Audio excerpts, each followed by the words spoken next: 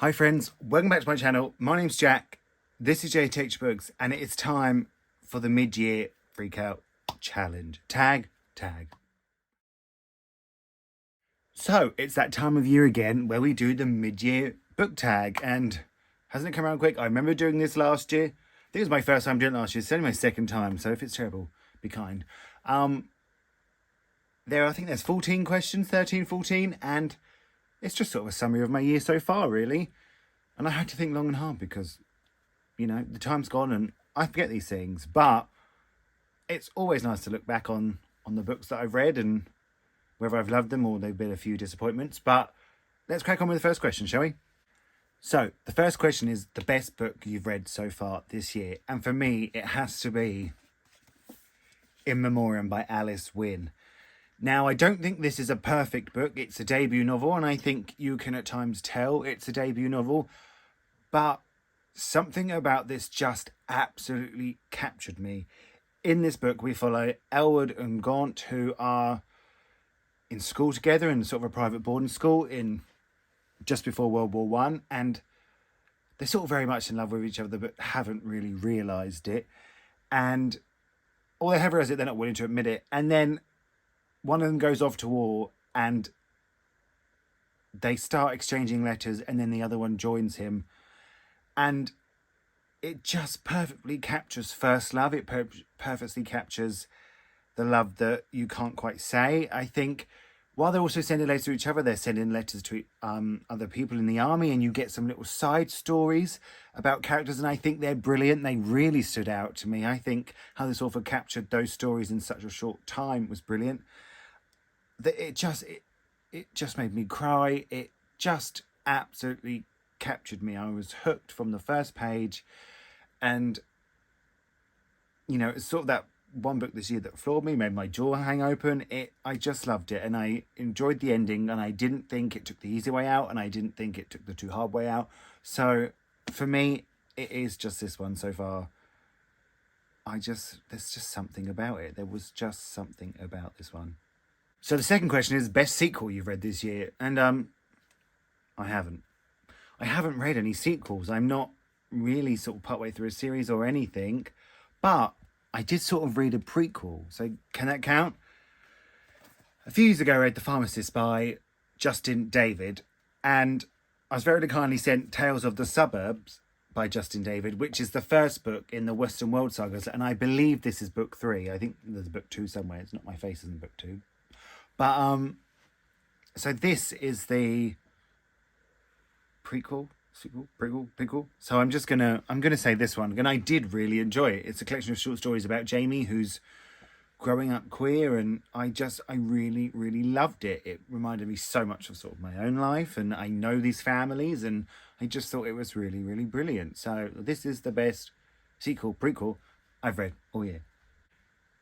Third question is a new release you haven't read yet, but you want to. And for me, it is Flux by Jin-Woo Chong. Now, there is just something about this book that is calling to me. Every time I look at it, maybe it's just the bright yellow cover, but every time I look at it, I want to read it. And I bought it earlier in the year. It came out this year. I don't know why I haven't read it yet, because honestly, I'm like, oh, I need to read Flux, don't I? I need to read Flux. I really want to read Flux. I never put it on a TBR, but it is just one I really want to read, and I don't know why I haven't. Question 4 is your most anticipated book for the second half of the year. Now I have a whole list of these. I'll link the video down below of the most sort of my most anticipated books for the second half of the year. There are so many I could choose from, but I think I'm going to have to go for The Sea Elephants by Shastri Akella. I'll put the cover here, but it is out on July 11th, so it is in the second half of the year, but it is soon. I mean, if you don't want to accept a soon one, Emmett by Elsie Rosen, I'm really looking forward to. Heartstopper Volume 5. All those, but it has to be The Sea Elephant. Look at the cover is beautiful. I just think it sounds brilliant. It's about a boy whose twin sister dies, and he can't get over the grief, and he can't be sort of the boy his dad wants him to be, so he goes to an all-boys boarding school, and there he joins a travelling street performer group. He performs sort of the Hindu stories he grew up with. And there he meets Mark, who's a photographer, and romance ensues. And then, but he can't quite escape the past. And I just think it sounds absolutely brilliant. It's a full-on 5-star prediction for me. Like I said, it does come out in July, so I am going to, actually after I film this, I'm going to go pre-order it. I just think it sounds absolutely brilliant. So that has to be my most anticipated book. And I haven't got to wait long, so winner. Edition 5 is the biggest disappointment of the year. And now when I look back, I haven't really had that many disappointments. I think this was quite a struggle for me to choose, but it was When London Snow Falls by Hayden Stone. Now, I listened to this on audiobook, and it's about Ben and Charlie and sort of their romance, and nothing really happened. I think this was such a disappointment because I read this author's first book, and I can't remember what it was called right now, An Unexpected Kind of Love, and I really, really enjoyed that one, but the second book, it wasn't for me at all. I really, really didn't like it, and maybe my hopes were just too high. Maybe I just had too high hopes for it, but where I really enjoyed that first one, I just thought, oh, let's carry on. The first one was sort of big and romantic and dramatic, and the second one was just something or nothing, I felt like. So that has been my biggest disappointment so far this year. Question 6 is your biggest surprise of the year so far. And for me, and I'm still surprised I am saying this, it is Frontier by Grace Curtis. Now, this is a sci-fi book, and I think for me that is why it is such a surprise, because I'm not always a sci-fi boy. You've seen me read sci-fi on this channel and, give it 1 star, be gone. But there was just something about this. I thought it was really interesting the way you never really got to know the character. I thought it was really interesting the way every time this character moved on to a new place, you had to learn their name again because they introduced themselves as different people. And I loved the way that threaded together. And I loved how it was sort of this character longing to get back to her love, which you don't always realise. And there was a beautiful chapter when they were together and met and how they got separated. And I liked that it was sci-fi, but not too heavy on the sci-fi. It was very character-driven. It was very plot-driven. And it's just one I think about a lot. I just think about it a lot. And I think, oh, I really enjoyed that. So much a surprise to me because I thought, oh, it would be fine. But I really, really enjoyed this one. So well done. Well done for surprising me, Frontier. Well done. Oh, should I say Grace Curtis? Not. So number 7 is favourite new author. So that can be a debut author or a new to you author. And I think I could give a few shout outs here, really. I could say Sunburn by Chloe Michelle Howarth. I thought that was beautifully written. But for me, the one that has risen above them all is Kay Patrick. Now, this is Mrs. S by Kay Patrick. This is their debut novel. It's just come out. And I think it's phenomenal. I just think it is phenomenal. Why I have chosen Kay Patrick for this is because they have such an assured style of writing. They have the kind of style, you'll read this and you'll know, oh, this is Kay Patrick. This is their style. And it sort of just blew me away. And I adored this book. I just will read whatever they write now. It's that simple. I will read whatever they write. I will look forward to their next one. And so I just think there is so much talent in here. And for a debut, it just brilliant. It is really just brilliant. So question 8 is newest fictional crush. Friends, I haven't got one. I haven't got a fictional crush. No man, much like in real life, has impressed me enough for me to have a crush on them. So, no, there isn't one. There isn't one. I'm sorry, but there isn't. So number 9 is favourite newest character. And for this, I have chosen Emmett from A Little Bit Country. Now, Emmett is working at a theme park and he wants to be country music's first openly gay superstar. I mean, that's enough. That's enough, isn't it, for it to be my favourite character. But there's also a character in this called Luke, who I really like too. They're just nice people. Like, they just seem nice. Like, they just sort of have respect for themselves and for each other and for the people around them. But Emmett, I've said this before, I do dabble in a bit of country music. Not playing it, just listening to it. And I really enjoy it. So it is Emmett. I want him to be country music's next superstar. I want to buy his album. So, and this is a great book. So for number 10, we have a book that made you cry. And if you know me, I'm a crier. But I think this book has probably made me cry the most. And it is What Belongs to You by Garth Greenwell. Now, this is about a man who goes cruising in the toilets and ends up paying for sex. And they sort of have a relationship, but it's not a relationship at all. And I think what this book does really beautifully is describe loneliness. Like when you're reading it, you can feel the loneliness seep into you. And I think that's what makes this so special. And I am the type of person that will cry just at pure beauty of writing. If something I just get struck by some writing, I will cry. I can't help it.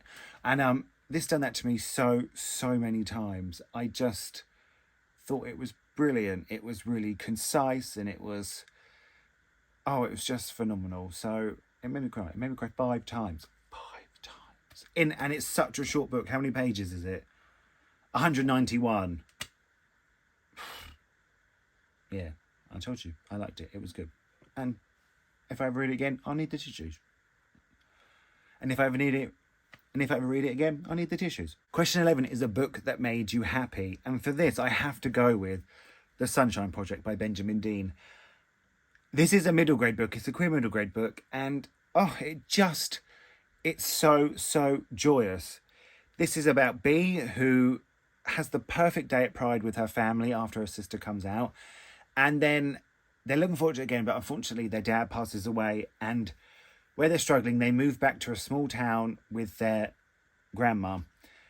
And Bea's sister Riley takes it really hard. And to cheer her up, Bea wants to throw this town's first Pride parade just to make Riley happy. I mean, isn't that enough to make you happy that the sister does that for her? It's so sweet and so charming. It's got really sort of funny, sweet characters in it. And it's just full of love. It's full of sisterly love. I have a sister. I adore my sister. I love my sister. I'd do anything for my sister. And I just thought this was brilliant. And also look at the edges. But I love this one. I really loved it. Question 12 is, what's the most beautiful book you've acquired this year? And for me, I'm going to have to show you two. I am going to have to show you two because it is the Broken Binding editions of the Roots of Chaos series. So we have, I can't remember the names. The Private Orange Tree by Samantha Shannon and A Day of Fallen Night by Samantha Shannon. They're stunning. They're absolutely stunning. Just look at those sprayed edges. The people that designed this and Broken Binding, they've done a phenomenal job.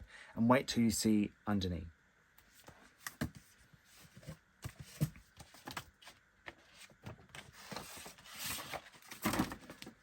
Just look at that. Look at that gold foiling. And it even has a quote on the spine. They're absolutely stunning. I'm so glad I managed to get this set. I love this duology. Both 5-star reads for me. So, I hit myself in the face. 4-star now. And so yeah. Will I get anything more beautiful than this year? Probably not. And I don't deserve it. Question 13 is, what books do you need to read before the end of the year? So can I just say all of them? I added up my TBR in the year. I've got over 300 books in this version that I need to read. So I could say all of them. But there are some that I really want to read, and I don't know why I haven't. I am going to go for this, and I went for this book last year. I'm pretty sure this was in my what books you need to read before the end of the year last year. So I still haven't done it, so I really need to. And it is Darius the Great Deserves Better by Adib Khorram. Now, I loved Darius the Great Is Not Okay. It's a 5-star book. I thought it was absolutely phenomenal. And I had to get this. I had to get it in the matching hardback. And I just haven't read it because just fear it's not going to be as good as the first one. Even though I have not heard anyone say that. I've heard people say it's just as good. So why I haven't read it, I don't know. But hold me accountable. Make sure I read this. If you're one of my regular viewers, any 5 of you, put this in my jar, like my TBR voting jar, so I might actually have a chance, because I keep not putting the TBRs, but come on, it has to be this one. Come on, Jack, you can do it. So question 14, the last question, is favourite book to movie adaptation of the year. And friends, we're going to have to end this on a low note. I haven't watched any. I literally watch like a movie with my sister every Friday night. We pull one out of a bag, but I haven't read any book adaptations, or not any that I know of anyway. So the answer is No, because I haven't. I can't have a favourite when I haven't watched any, can I? Oh, what a depressing way to end it. But you have to speak the truth, and maybe I can do that for the next half of the year. You know, maybe I can watch a few more book to movie adaptions. Maybe that's a goal. We've set a goal. That's a great way to end this video. Actually, it went from negative to positive, and that's life, isn't it? So there we have it. Another year, another video of the tag done. So there we have it. Another tag video done. The mid-year. So there we have it. The mid-year tag book done. So there we have it. The mid-year book tag done. Now let me know your favourite book of the year. Let me know your biggest disappointment, your biggest surprise. Let me know if you've read any of these. If you want to. If, you agree with me. I love chatting to you all. This was fun. Wasn't this fun? Thank you all so much for watching. Feel free to like and subscribe. And I'm going to speak to you all really, really soon.